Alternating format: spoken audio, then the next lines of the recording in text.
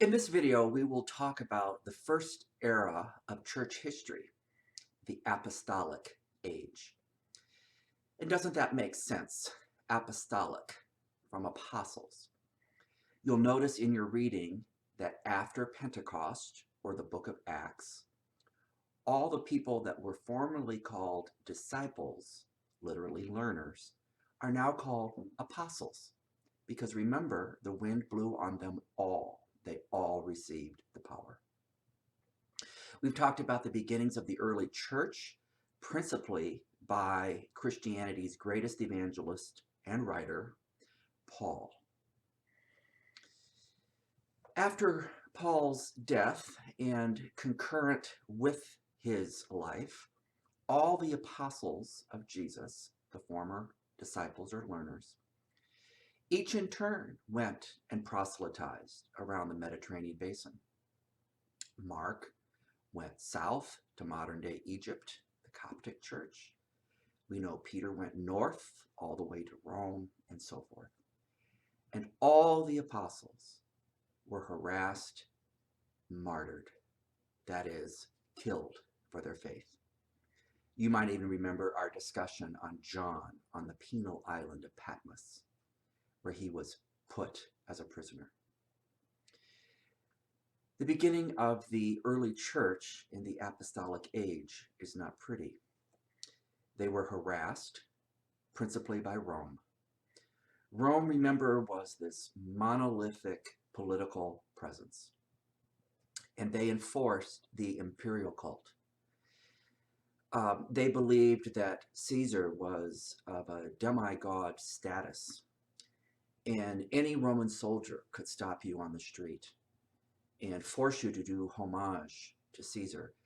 Lack to do so would be considered treason, and you remember how Rome dealt with all those who were charged with treason. Every Friday at noon on the hill outside of town, and take your own cross. So Christians literally went underground. They went into the living rooms, like I talked about, where they met in secret for the agape meal. They would have dinner together, remind each other of Jesus' sacrifice, pray, privately baptize converts, and they would read letters that they were distributing to one another. Principally, again, the epistles or letters of Paul. We also know then that Christianity grew. And you might be wondering, how could Christians grow when they're being so oppressed? Well, a couple of things about that. Pretty much history always shows that when you try to oppress a people, it always has the opposite response. They grow. That was true too of Christianity. Because some people said, wow, this must really be a truth if they're willing to die for it and suffer for it. Secondly, we know that Christians communicated to each other with sort of a secret handshake, I'll call it, and that leads me to introduce to you the very first symbol of Christianity. You may think it was the cross, and the cross is a very, very late symbol of Christianity. I mean, think about it. Why would the cross initially be a symbol of Christianity? It was the symbol of Roman torture. It would be like if we started a new religion and I said, for our logo, let's choose the electric chair. It doesn't make any sense. We'll talk about this in another video I'm going to do with you called The Bodies of Christ. But just remember, the cross as a symbol is very late. The first symbol of Christianity is very interesting. But what happened is people would go up to each other in the agora, the marketplace. They're wearing their sandals. The pavement is sandy. And if you were talking to somebody and wanted to know whether or not they were Christian or knew of this new religion, all you had to do is take your toe and in the sand, just with your right toe, just draw a big right arch. And if you were a Christian, you would know what that person was trying to signal to you. And so what you would do is, from the opposite position, do the same thing with your right toe, another big arch, so that together in the ground, you drew a very simplistic figure of a fish. That's the first symbol of Christianity. I put an image of it in your handout that goes with this too, in case I went too fast. You've probably seen it. It's still around on bumper stickers. The thing about that image, it looks like a fish, and in Greek, this doesn't work in the English language, but in Greek, they made an anagram from the word ichthus, which means fish. Very crudely, it would translate Jesu Christus, God of Son is. Jesus Christ is the Son of God. That's how they would identify one another as Christians and how Christianity grew. We also know that despite their persecution, Christians nevertheless grew because of the letter of Pliny that I included in your handout.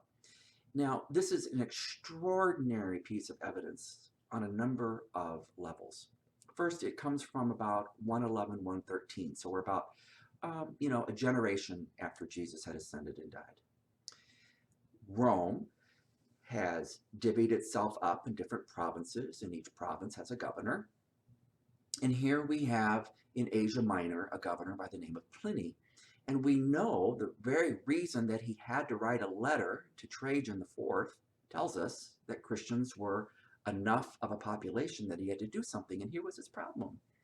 By law, anybody who professed to be a Christian and would not do homage to Caesar, he had to kill. And the problem is with killing off people in your province is there goes another taxpayer. Further, as you read this letter, Pliny says to the emperor, and look, I'm not sure what we're killing him for. I did some investigation, and it seems to me their crime is that they meet together for breakfast. It's not illegal. They're having ordinary food, not illegal. They're not stealing, not illegal. So he's kind of rhetorically asking Caesar, I don't get their crime. It would be so much easier to kill these Christians if they were falsifying trust or organizing a gang or something. He said, they're good people. I don't know why we're killing them off. Those are my words. That's why it's extraordinary. We have a Roman governor kind of starting to question just why are Christians so bad? And like I already said, it shows us that Christians were very numerous, that he had to write this. But the third, and maybe the most intriguing importance of this letter, comes, the fourth paragraph, about the second line in your reader, where Pliny says, as he describes Christian worship, that they get together to sing a hymn to Christ as though to a god. There it is. The first evidence we have outside of the Bible, extra-canonical, that people were worshiping Jesus as God. It's extraordinary. And there you have it. Of course, it's an English translation. The original would have been Greek. You can also read then the emperor's reply to Pliny. He kind of says, again, this is a very crude paraphrase of mine, but it'll just help you understand, I hope, as you're reading it. He basically says, you have a good point. And he says, let's do this. No longer will we just stop people for the sole crime of being a Christian. You're right. Let them go. Don't round them up just for that. However, if you arrest somebody for shoplifting and he's a Christian, well, then you can double book. So it's kind of a little crack there in the Roman penal code that will come wide open, as we'll see in our next lecture. Two more things, and then we can be done with this first era, the Apostolic Age. The apostles then, because they went around the whole Mediterranean and because they couldn't openly communicate or preach or publish or write, except those secret letters, they kind of said, we all need to be teaching the same thing. We all need to be on the same page. And so we have one of the earliest statements of Christianity, and doesn't it make sense, called the Apostles' Creed. And please note in the grammar, apostles is plural possessive. It was written by the apostles, is the belief. There were 12 apostles. There happened to be 12 lines. It's only 12 lines because it needed to be something memorizable. easily to memorize and carry around, so you wouldn't get in trouble by having it in print. And because this is so early, verbal, oral, later, about in the 4th century, it'll finally be written down, but the origins are much earlier. Because it was so early, to this day, pretty much Christians of any denominational stripe will use the Apostles' Creed because it predates any division in Christianity. So you can go today to a Roman Catholic church, a Chaldean church, an Orthodox church, a Christian Reformed church, a Presbyterian church. All of them will affirm the Apostles' Creed. Kind of like the Lord's Prayer, how everybody attests to it and uses it in their worship. So is the Apostles' Creed. Maybe you've heard of it. I believe in God the Father Almighty, creator of heaven and earth, and in Jesus Christ, his only begotten Son, our Lord. I put the modern English in there, and then the Latin that it came from, but of course the original would have been Greek.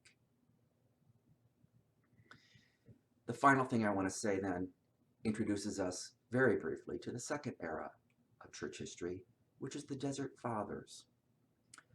The Latin word for father is patri, P-A-T-R-I, so sometimes this is also called the Patristic Age.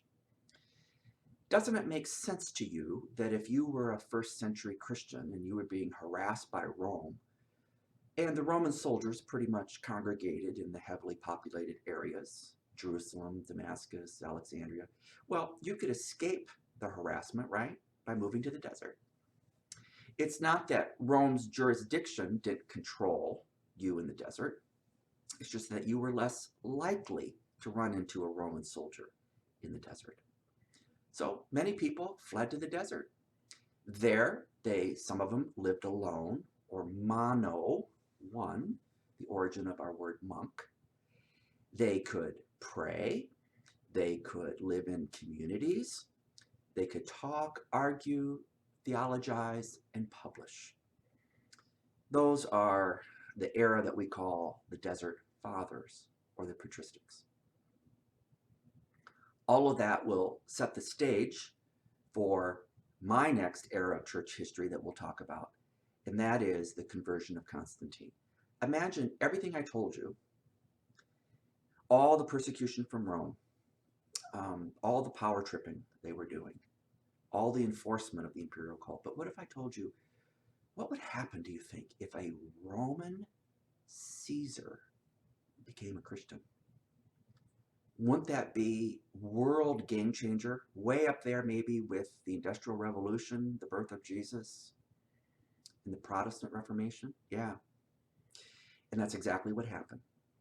A Roman emperor became a Christian. Not till about 300 years in. So the first 300 years of Christianity, they're in hiding. They're being persecuted even as they grow. We'll talk about that amazing story of the conversion of Constantine in our next video and all the resultant effects of that. But for today, remember, we learned the first era, Apostolic era. Connected and right off of that, the Patristic Age, or the Desert Fathers. Just makes sense. If I wanted to escape Rome, I would go to the desert. We talked about this really important letter from Pliny to the Roman Emperor Trajan. Important because it proves that Christianity must have been of such a size that he had to write a letter. It shows a crack in the Roman penal system against Christians, but most important perhaps, it's the first extra-canonical evidence we have of somebody who's not a Christian identifying Christians as that group that sings and observes, honors Jesus as though he were a god. We learned the word patri, and I think that's about everything for today. Ichthus we learned, which is fish, the very first symbol, and there's some more information for you on your handout. And we'll be back next time to talk about the next era, the third, the conversion of Constantine.